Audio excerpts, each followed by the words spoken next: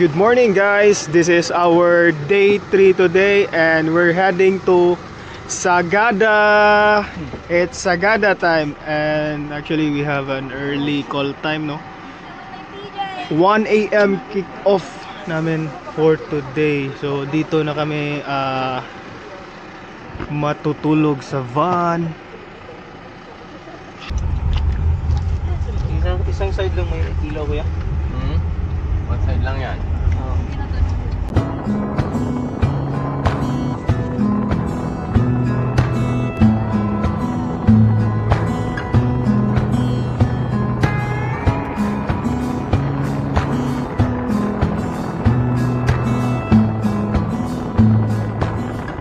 After a long drive guys, it's around 7 AM na. We're traveling for 8 hours na from Pagudpod. Now, naanata sa Mountain Province. We are passing the Besang Pass. And here, you can smell the very nice cold breeze of Sagada. So, dool-dool na lang gini siya sa Sagada. As you can see, puro na gini siya pine trees dere. Woo!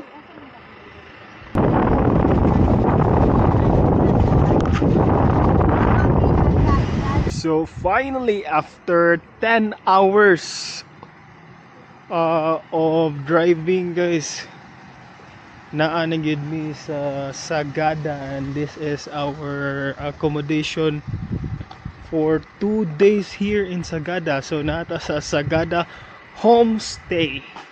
So ito na guys, we're heading to our accommodation. Sagada Homestay. Welcome to Sagada Homestay. So I will tour you here sa Sagada Homestay. This is their front desk. They have a living room and my kitchen sila doon. And in the second floor, here's the accommodation. There is A, B, C, D, E, F, 6 rooms here. Ito yung mga room namin, tatlo, 1, 2, 3. And here's their comfort room. So 3 comfort rooms. Ito yung iba guys. So ito yung room namin guys. Woo!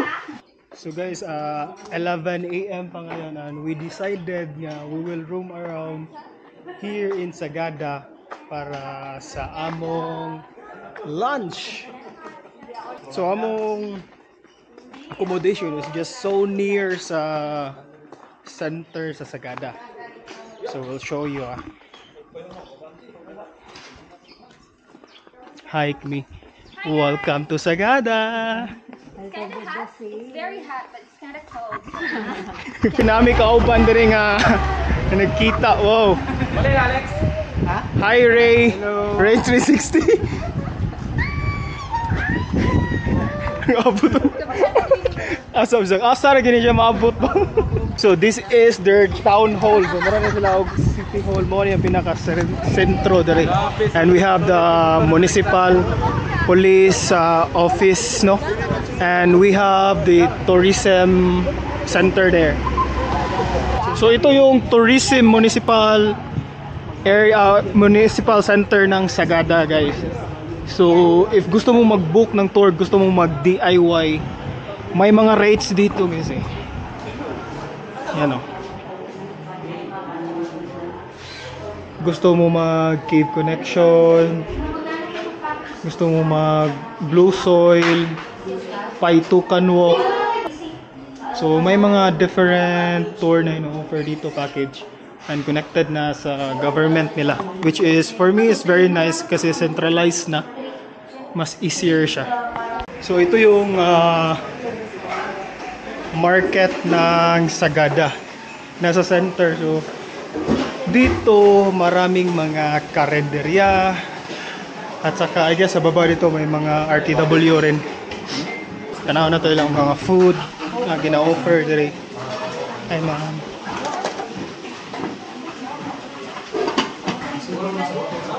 Ito ang papaitan guys. Meron siyang mga laman loob. Ito is pork na may sabaw. Parang balbacoa to eh. Ano tawag dito sa inyo tay? Nilagang baka. So sa Cebu balbacoa to. Ito yung order namin guys, chicken saka yung bistek nila saka may free na vegetables dito.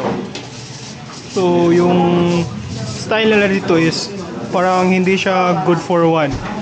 Good for two na tapos may kasama ng rice. Ganyan yung mga karinderya nila dito.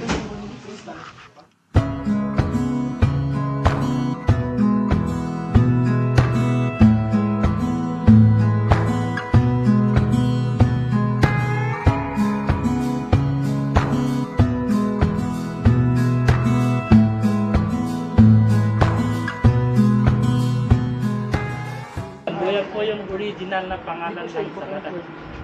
Yun ang original. Napalitan siya ng time ng Spanish era. Hi guys, so it's around 2 p.m. na today and we're having our first tour here in Sagada. So as you can see, that's my colleagues and we have a tour guide, no? Po sa pabilog ng mga upuan na bato. Pag yung katabi mo, alam na nangaliwa ang pagpas sa kanya ng baso patalikod. Ah, ganun ba? It's an act of insult. So dito po ang Sagada Cemetery. Interesting para tong libingan nila guys kasi parang naka-partner na siya. So pag gantong libingan, yung isang nakatabi is blank, meaning asawa niya yan.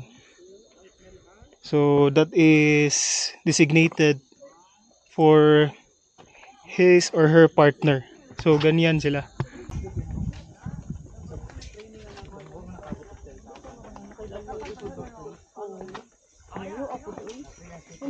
So guys, ito yung katabi ko, siya yung guide namin. This is si Sir Aladdin.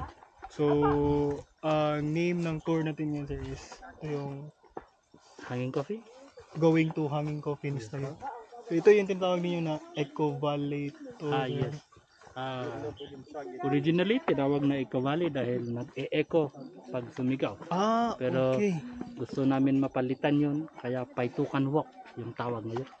Para Paitukan maalis Walk. yung Eco Valley tour. Kasi para interesting yun isa. Kaya pala Eco Valley kasi nag-e-echo pag sumigaw ka. Pero pinalitan na ngayon. Yung tinatawag na yung traditional na pangalan ng lugar, Paitukan. And this tour is usually ang kadalasan talaga na dapat parang is a must if you go to Sagada. Yes. Ito ang highlight ng Sagada. Oh. Malalaman nyo kunting history and culture ng Sagada. Unique na kultura ng Sagada.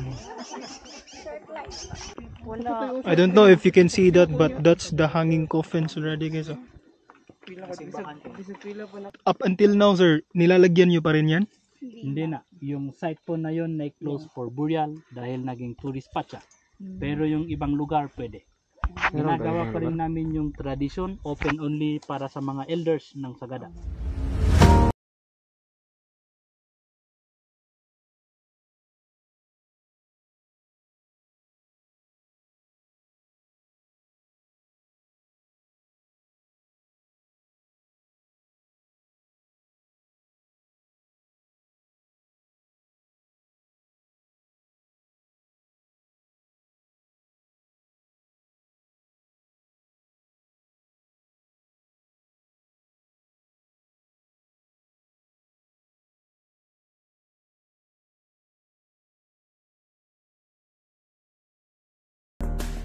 Sa amin dito, walang significance ng mas mataas or mas pababa. Dito, practical sila. Unahin sa taas para pagka maglagay, hindi nakaharang yung susunod. Unahin sa taas, pababa. Yun lang sa amin. Okay, naik ka lang sana. Murag virus. Sana all may free taste. So guys, dito meron kaming pre-taste ng dragon fruit. Actually, ang mura ng dragon fruit dito, pili kilo? 80? 80. 80. 70 na lang ang So na binigay pa ng 70 pesos per kilo. Doon sa atin sa Cebu, 200 sila no. Pwede na po, sandaan na lang. Wag na sir. Ganda. May plantation para malapit dito sir no. Galing pa po ng Aurora to eh. Hindi ito galing dito sa Sagada. Ang harvest po ng dragon fruit ng Sagada, September. Okay. Aurora pala ito. Mas malamig po kasi yung klima eh. Pero yung lasa, may konting katamisan yung Sagada kaysa dito. Maganda. 4 pieces, pila ganyan? 100 pesos only. Ang mura ng dragon fruit dito. Sa Cebu, sobrang mahal. Pero yung lasa niya, hindi siya ganun katamis because galing Aurora raw to. Pero yung Sagada na dragon fruit is matamis talaga siya pero hindi season ngayon. So guys, tapos na ang aming tour, no?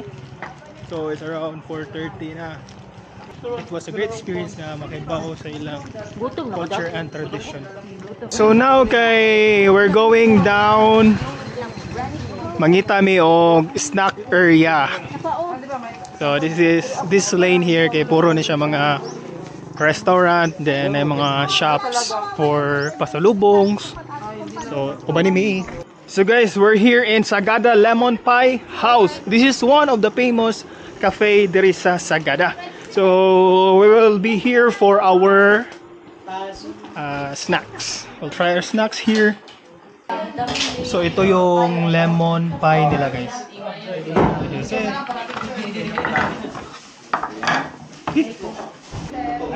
And here's our lemon tea. I have lemon tea in there.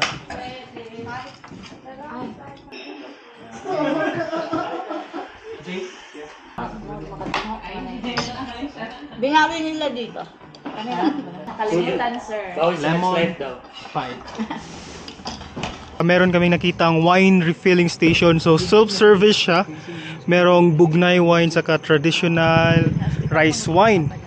So ating i-try, no. So this 20 pesos half shot sige ma'am. Half lang na. Wala pa na half lang. Kunti pa kunti. Yeah. So this is the bugnay wine. So tikman din natin yung rice wine. This is the bugnay wine. Ito kasi ano mo. Wow. Parang bugnay. Tamis yan. Tamis. Try Aileen.